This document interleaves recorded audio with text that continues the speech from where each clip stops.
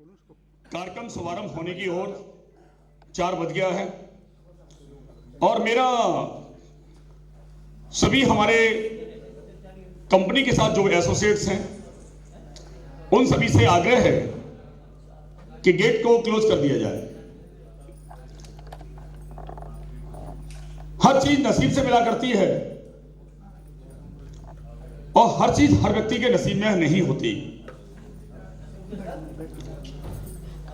ऐसा आप लोग मानते हैं क्या? मानते हैं? कितने लोग मानते हैं कि हर चीज हर एक के नसीब में नहीं होती? कितने लोग मानते हैं? मानते हैं ना भाई? मैं तो मानता हूं, आप भी मानते हैं। तो जितने लोग आ गए, आज वो चीज जिसके लिए हम लोग बहुत ज्यादा उत्तेजित हैं, बहुत ज्यादा एग्रेसिव हैं और देखना चाहते हैं, समझना चाहते हैं कि वो क्या आज होने वाला है यहां पर, जिसके बारे में हम सबको यहां पर बुलाया गया है। तो आज अब हम सभी लोग कार्यक्रम की शुरुआत करेंगे। आप सभी लोग दूर दराज से आए हैं, आप सभी का मैं हार्दिक अभिनंदन करता हूं, हार्दिक स्वागत करता हूं। एक बार जोरदार तालियां आप सभी के नाम। Thank you very much. अब हमारे बीच में मैं बुलाना चाहूंगा दिल्ली से पधारे मिस्टर सुरेंद्र उत्रेजा साहब को। आगे के बारे में आदरणीय सुरेंद्र उत्रेजा साहब आप सभी के बीच में अपनी बात रखेंगे, तो एक जोरदार तालियों के साथ हम उनका वेलकम करेंगे। Please mister welcome Surendra Utreja sir.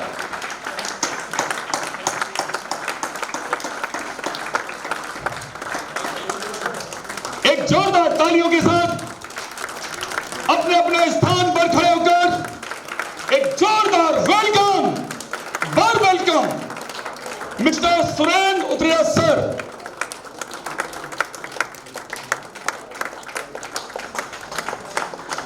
जोरदार तालियां।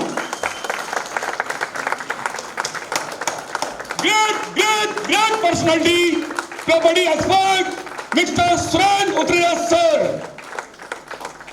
Most welcome sir, heartly welcome.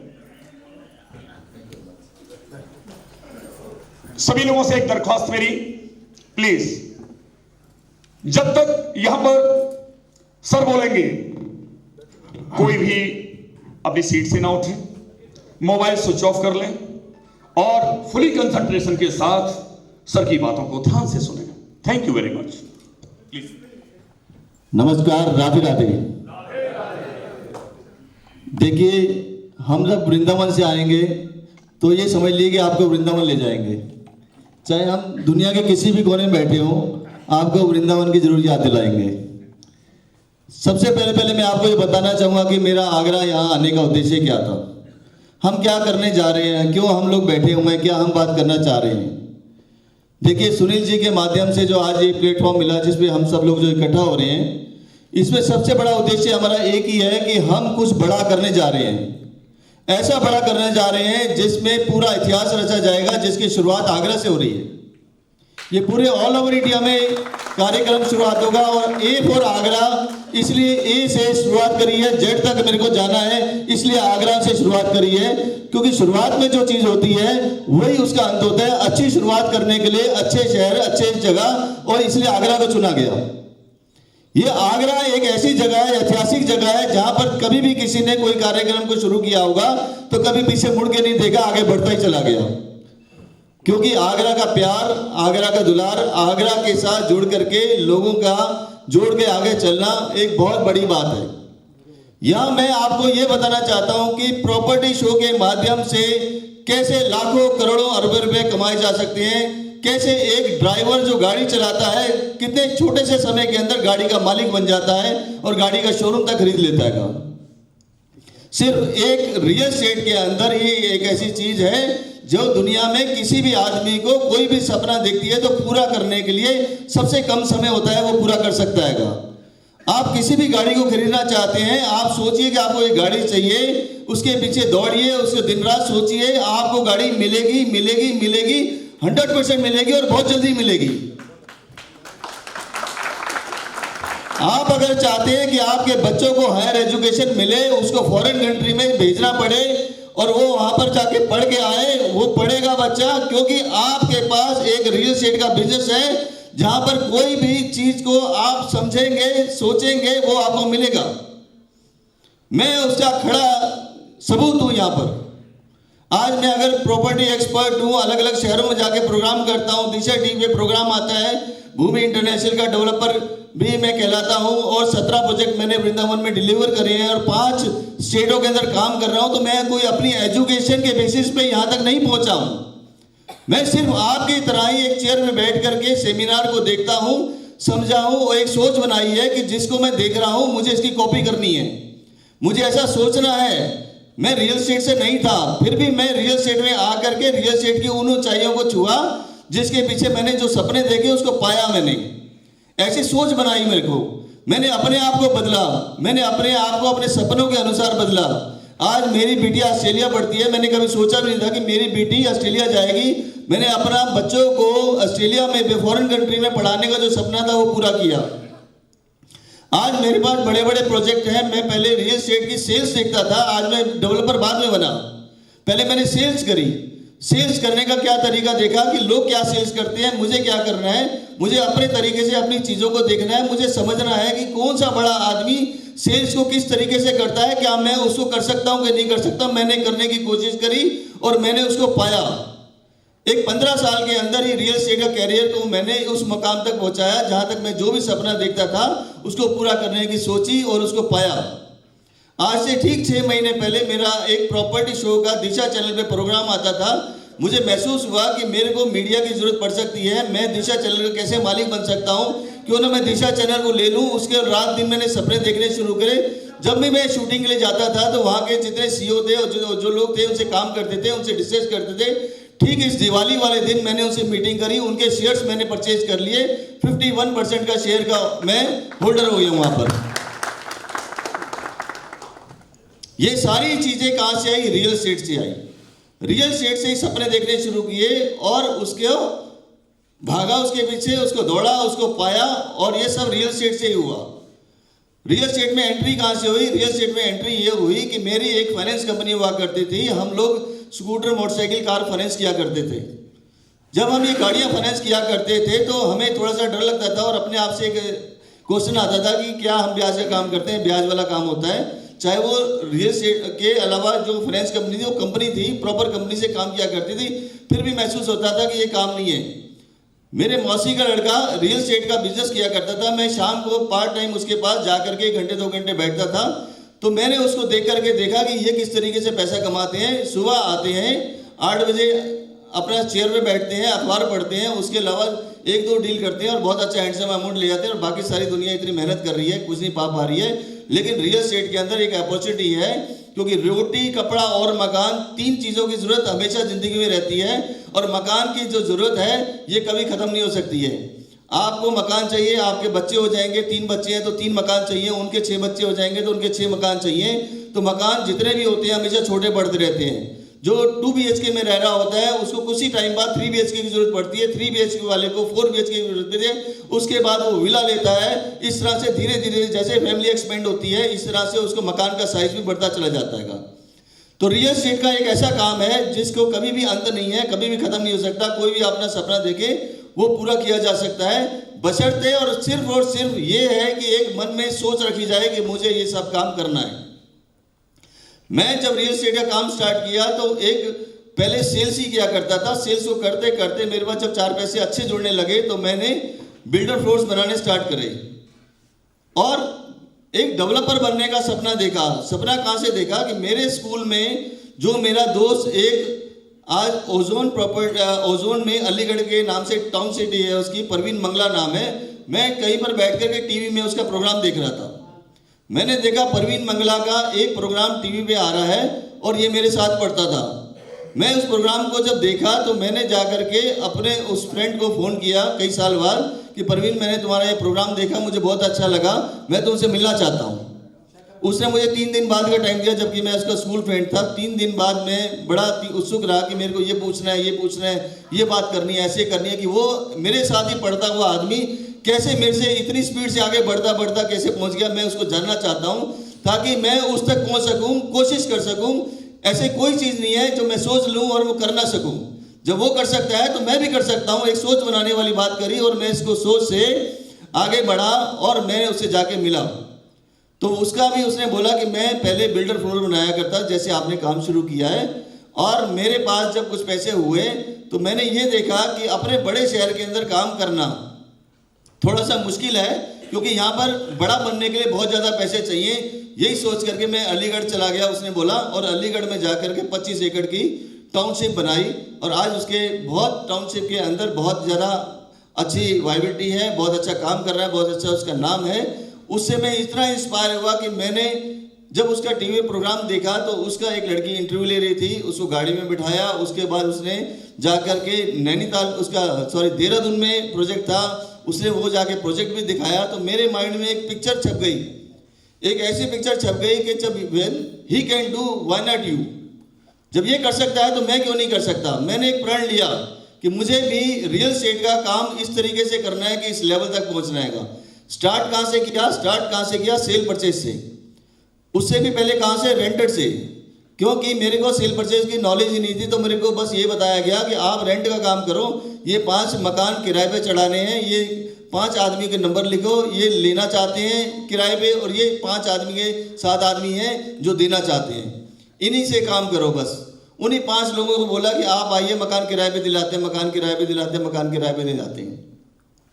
ऐसा करके एक सोच हमेशा बड़ी रखी, और ऐसे करते करते करते करते क्या हुआ कि जब मैं उस ऑफिस में बैठा करता था और मैं उन लोगों से बात किया करता था जो मेरे पार्टनर से, जो मेरा पैसा इन्वेस्ट किया करते थे, तो मैंने उनको बोला कि यार मैं बड़ा बोर सा हो रहा हूँ कि तुम रोज खरीद लेते हो, बेच लेते हो, कमाई तो हो रही है, लेकिन हम पूरा दिन करके आ रहे हैं। मैं चाहता हूँ कि कुछ मैं डेवलप करूँ, कुछ बनाऊँ, लेकिन मुझे नॉलेज नहीं है। तो उन्होंने बोला कि इससे अच्छी बात और क्या होगी कि एक जुझारू आदमी हमें काम करने के लिए मिल रहेगा। उन्होंने कहा पैसा हम लगाएंगे, मेहनत तुम करो, हमें तुमको कुछ नहीं देंगे। मैंने कोई बात नहीं, मैं मेहनत करके काम करने को तैयार हूँ, आप मुझे गाइड कीजिए। तो मेनली लाइफ के अंदर जो है सबसे जरूरत जो पड़ती है वो गाइडेंस की पड़ती है। चाहे वो बच्चा हो तो पेरेंट्स की गाइडेंस की जरूरत पड़ती है, बड़े होते हमारे जो दादा दादी हैं उनकी गाइडेंस की जरूरत पड़ती है, बड़ों का आशीर्वाद चाहिए होता है, उस गाइडेंस की जरूरत पड़ती है। उस गाइडेंस को लेकर के आदमी कुछ भी कर सकता है। सिर्फ एक गाइडेंस चाहिए जो उसको बता सके, समझा सके कि दुनिया में काम कैसे होता है, कैसे काम किया जाता है। वो बताने वाला कि मार्गदर्शक चाहिए होता है, ताकि कोई भी मैं अगर गलती कर रहा हूँ तो मुझे रोक सके और मेरे को आगे बढ़ने का रास्ता बता सके, और मुझे यहाँ पर कितनी स्पीड से दौड़ना है वो मुझे गाइड कर सके। एक मार्गदर्शक के रूप में मेरे को एक आदमी की जरूरत पड़ी, तो उन्होंने मुझे गाइड किया कि हम आपको मटेरियल डलवा देंगे, मैं आर्किटेक्ट से मिलवा दूंगा। ऐसा करते करते करते मैंने एक बिल्डिंग पूरी कंप्लीट करी। मेरी अपनी जो क्वालिफिकेशन थी वो उस मैटर की नहीं थी कि मेरे को अपने रियल एस्टेट में कोई फ़ायदा मिल सके, लेकिन मेरे को रियल एस्टेट में जो 5-7 आदमियों ने मुझे गाइडेंस दी, उससे मैंने पूरी बिल्डिंग का निर्माण कराया, और मुझे पता लगा कि बिल्डिंग को बनाया कैसे जाता है। क्योंकि मेरे माइंड में परवीन मंगला ही घूम रहा था, मेरे को परवीन मंगला बनना था, ये दिमाग में चल रहा था।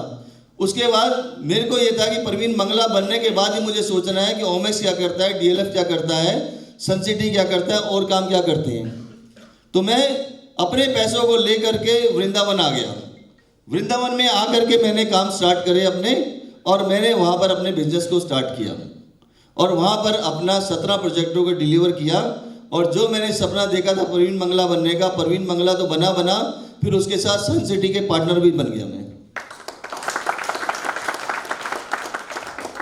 तो दोस्तों मैं सिर्फ और सिर्फ ये कहना चाहता हूं कि हम लोग जो सपना देखते हैं उसको दिन रात सोचते हैं, दिन रात सोचते हैं तो उसको पूरा करने की लगन होती है, पूरा लगन होती है तो पूरा करके छोड़ते हैं। सिर्फ और सिर्फ जरूरत होती है हमें बताने वाले की, समझाने वाले की।